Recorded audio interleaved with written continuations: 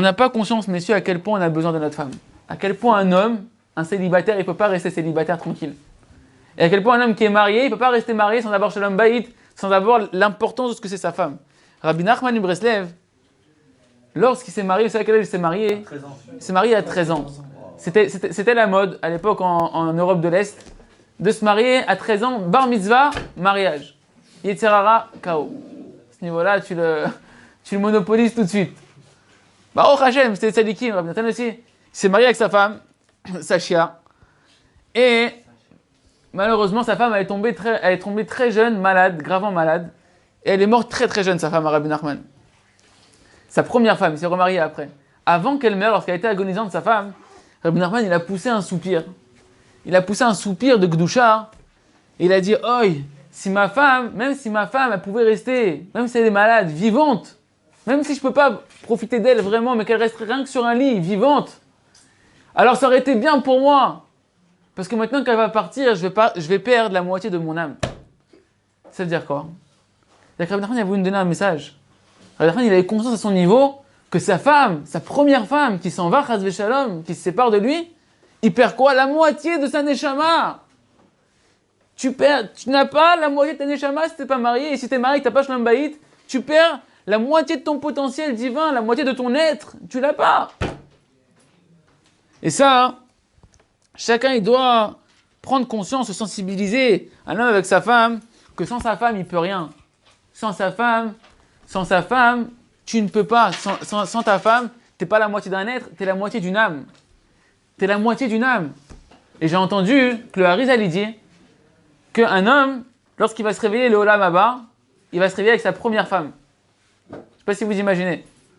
C'est-à-dire celui qui l'a mal vécu et qui a lâché sa femme dans ce monde-là, le Harizal dit qu'il est obligé de revenir en Gilgoul pour s'arranger avec sa femme parce qu'il n'y a pas moyen.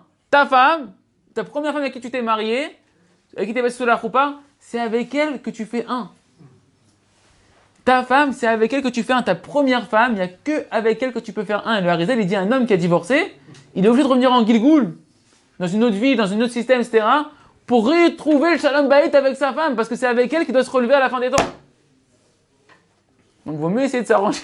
Il vaut mieux essayer de s'arranger maintenant, plutôt que de faire des... Avec la première, la deuxième. Et après, on ne comprend pas tous les calculs divins, mais savoir quand même ce qui est dit, pour savoir combien donner la chashivut. Et le Rav, il a dit pendant mes années qu'il a été Rav, combien il a rencontré de gens, de couples, qui avaient des problèmes de shalom bayit. Et il a dit, la plupart du temps, la principale des problèmes qu'un homme, il avait des shalom bayit avec sa femme, c'est parce que l'homme, il n'arrivait pas à donner la valeur à sa femme. De savoir que sa femme, c'est la moitié de sa neshama. Que sans sa femme, il ne peut pas réussir. Qu'il a besoin de sa femme. Et lorsqu'un homme prend conscience que sa neshama, elle est la moitié chez sa femme, il comprend que même si jamais sa femme elle a été éduquée différemment, une femme, toi tu crois que ta femme elle va être pareille que toi? Pas du tout. Elle peut être née dans une famille aucun rapport avec toi, avec une éducation qui n'a aucun rapport avec toi, avec un système de pensée rien à voir avec toi, une communauté différente de la tienne. C'est pas parce que t'es Chabad que tu dois être Chabad, que t'es Breslev que tu dois être Breslev, que t'es Haredi, elle doit être Haredi, ça c'est rien du tout. Elle peut même être née chez des goy, elle va se convertir, et c'est ta femme, c'est elle ta neshama, t'en sais rien comment Kadosh Baruch Hu, il a organisé les choses. Mais dès que tu te maries, tu dois savoir que le mariage, tu dois l'appeler une autre définition. C'est pas les fiançailles, le mariage, c'est les retrouvailles. Quand tu te maries, tu te dis, oh, enfin je te retrouve. Il y a Khasrak, tu m'as manqué. Depuis là-haut, on nous a coupés dans deux corps. Qu'est-ce que je t'ai pas bien. Maintenant, enfin je te retrouve, ma chérie. C'est des retrouvailles. Savoir que tu retrouves une part de toi qui t'avait été séparée. Et que le but du mariage, c'est à la fin de ta vie de vraiment faire un avec ta femme. De vraiment coller, de sentir à la fin de ta vie que tu fais vraiment un avec ta femme. C'est pas au début du mariage qu'on sent ça. Nous, on croit qu'on doit sentir ça au début du mariage. Ça, c'est que la magie du début du mariage. Mais après, tout de suite après, ça s'estompe et tout le monde se dit « Ah, c'est pas la bonne, on colle pas, ça colle pas. » Mais c'est normal, c'est ton travail. C'est ton travail de coller avec elle. C'est ton travail de travailler tes midotes jusqu'à ce que tu arrives à faire un réellement avec elle et te rendre compte qu'en réalité, tout ce qui était différent entre toi et elle, c'est juste la partie complémentaire de toi, que tu n'avais pas à l'intérieur de toi. C'est comme ça qu'elle peut t'apporter ta femme. Comment elle peut t'apporter des choses? C'est parce que tu les as pas à l'intérieur de toi. Comment tu peux lui apporter à ta femme? C'est parce qu'elle n'a pas en elle-même les choses que toi tu as en toi-même. Si toi et moi on est pareil, on n'a rien à s'apporter. On va s'ennuyer. On va rigoler 2 secondes ensemble, après au bout d'un moment on va s'ennuyer, on n'a rien à s'apporter. Un homme il s'unit à sa femme lorsqu'il se dit mais qu'est-ce qu'elle m'apporte ma femme? Sans ma femme je suis rien, qu'est-ce qu'elle m'a apporté ma femme? Mais ça tu le traverses dans les épreuves du mariage, avec la foi et la simcha de ce que va t'apporter ta femme. Mais si tu ne travailles pas, si dès qu'il y a une difficulté, tu dis on est différents, on ne peut pas être ensemble, ça ne marche pas, etc., ta femme ne va jamais t'apporter quoi que ce soit et tu ne pourras jamais être reconnaissant envers ta femme et vice-versa, elle envers toi.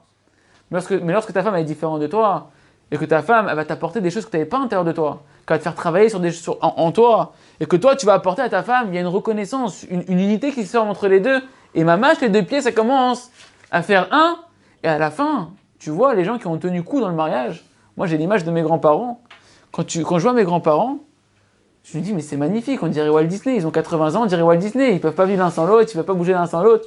Mais quand j'ai entendu les histoires qu'ils ont traversées, quand j'étais, il n'y a pas très longtemps, j'ai entendu des histoires, je dis, non, ils ont traversé des trucs comme ça. C'est pas possible. Mais à l'époque, il n'y avait pas de possibilité de divorcer. Il n'y avait pas de Walt Disney qui tournait, qui te faisait vendre du rêve. Les gens, ils se battaient dans le mariage. Et au final, ils arrivent à un rêve qui devient une réalité. À 80 ans, ils se sont battus, ils font un. Nous, dès qu'on voit au début du mariage qu'on a l'impression qu'on ne fait pas un, qu'est-ce qu'on fait? Oh, bah, c'est pas la bonne, il y a une erreur là-haut. Faut que... Numéro 2. Il n'y a pas de numéro 2. T'es en train de mettre une roue de secours, mais c'est une roue de secours. C'est pas... c'est pas l'original.